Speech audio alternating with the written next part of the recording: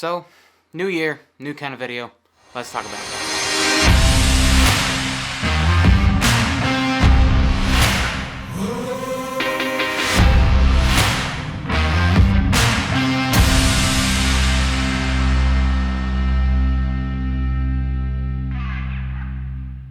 What's up, everybody? Welcome back to NBCR. It's where we talk about everything in and around the filmmaking sphere, and it's been a while. You may notice the frame, myself, everything looks a little bit different, and let me explain. So over the much longer break than I intended, I sold my Sigma 18 to 35mm to try and shrink my kit down so that I have one set of lenses for both cameras that I have, which include the Canon EOS RP and the Canon C200. Wow, thinking ahead. I didn't realize that I didn't really have any other lenses for my C200 to use.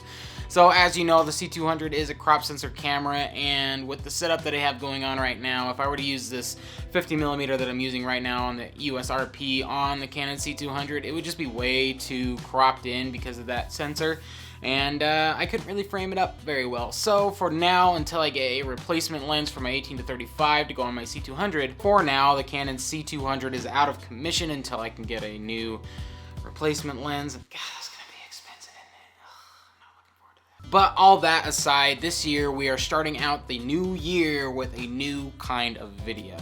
So last year, going over all the videos that I did for my channel, I realized that I did a lot of videos about gear and videos related to gear, and which is all fine and good because everybody loves some good gear content. I know you do.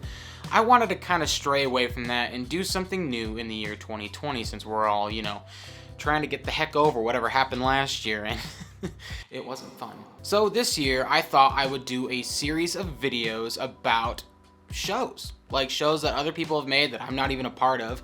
You can kind of call it a movie/TV show review, but it's not really going to be a review. It's more going to be kind of a deep dive into the cinematography or other aspects of the TV show or film that I like. So this can range from anything from big budget blockbuster films to indie films to Netflix shows and movies, or even some anime because I'm a fucking weeb, and even some video game content thrown in there. Who knows? Who knows? The sky is the limit.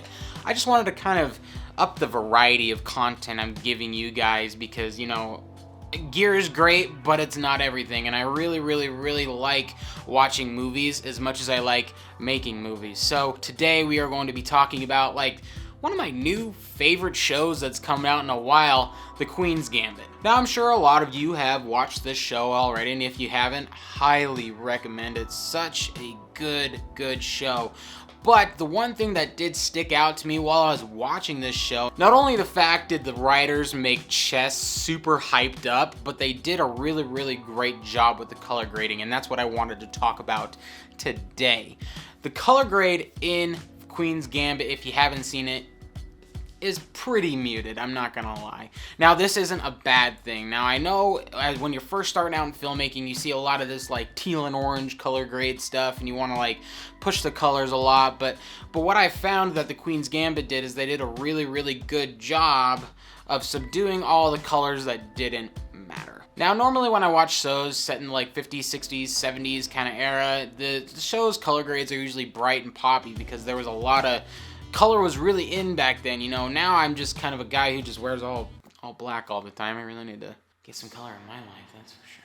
But this show kind of strayed away from that and subdued all of the colors. Color grading is not just something that happens in editing, it's also something that happens in set design. Now, the one thing that I did notice through watching this show is that the set design and costume design were absolutely amazing, and they helped a lot with the aesthetic and character growth of the show, and that was brought out even more by the color grade. Now, getting into specifics of the color grade, it wasn't just a muted grade I've seen a bunch of times in The Revenant and, other movies of that kind of feel and stuff like that. They muted all the colors except for reds. It's not like they did a color selection and everything was black and white except for the color red, but the main character is a redhead, and I've noticed that watching throughout the show that anything that kind of had the color red to it or kind of went along with like her distinct look was brought out color-wise in the grade. This not only helped the look and feel of the show, but it also helped bring out the talent in the picture as well. Because if they would have just muted all of the colors and just kind of went with the color grade like that, she would have been lost in the image because, you know, not a whole lot in that show was super vibrant. When she was taking the medicines that the orphanage was giving to her, the greens and the reds were super vibrant, and the rest was kind of this grayish, brown, everything else to kind of show that, you know, that part of her life was going to be all gloom and doom, and that these medicines were like the way out for her. This became a plot device later in the show, but the color grade helped bring that out and show the significance of those pills as well as the main character. And now I can go on and on about little details here in the color grade, and I'm not really going to show you how to do this color grade specifically, just strictly because I think that's been done too many times, that we've all seen this great movie and it's like, oh, this is how to get the colors out of that movie. But really the point of this video is to say your color grade can do a lot more for your film than you think it can. A color grade is much more than a look. It is something that can convey mood, tone, everything to an audience member. So going forward, when you're actually doing some color grading for your own films, keep this in mind. I've made this big mistake in the past with some of my films that I've done. My biggest mistake in color grading, I thought, was the film Hey. Now this film was meant to be kind of more of a drama, more of a melancholy feel, and honestly, the color grade that I did not represent that enough, for sure, as well as the set design. Now, of course, it was for a 48-hour film project, so, you know, you have limited time and resources to get this thing made in 2 days, but, you know, I could have done a little bit more forethought into the color grade, and I think it would have brought out the tone a little bit more in that film. Now, the LUT that I did apply to that was meant to bring out all of those colors and bring a lot of saturation to the film, but it didn't really go along well with the tone except for the very, very end of the show.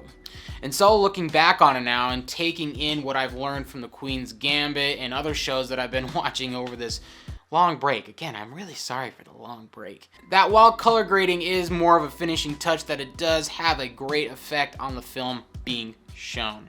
Well guys, that is about it for that, but to wrap up, I like this style of video, and I think I'm going to keep doing some more. Now, it's not going to be all the content that's going to be on this channel. Of course, I want to talk about like some tutorial stuff, some gear stuff, you know, whatever, but I just kind of wanted to bring my own spin to the channel. I didn't want to be like everybody else on YouTube, you know, and I'm kind of messing around with some formatting stuff and kind of messing around with like my workflow and everything so I can get these videos kind of more streamlined than they have been for sure. 2021 is not gonna stop for the busy season for me. It's still gonna keep going for sure, but I do want to bring out a lot more varied content for you guys, but still keeping it in and around like filmmaking, like I said in the intro. I got a lot of cool ideas planned for this year. I'm really excited to bring them to the channel. This is one of them, and so going forward, I think I'm gonna make like a couple of these videos or one video like this a month, and then kind of have another video slotted for like gear, tutorials, editing kind of stuff. So if you like the video, leave a like and a comment down below. If you want to see more from me, make sure you hit that subscribe button and ring that bell for notifications so you don't miss a single video I produce. And as always, I will see everybody in the next video. See you guys later.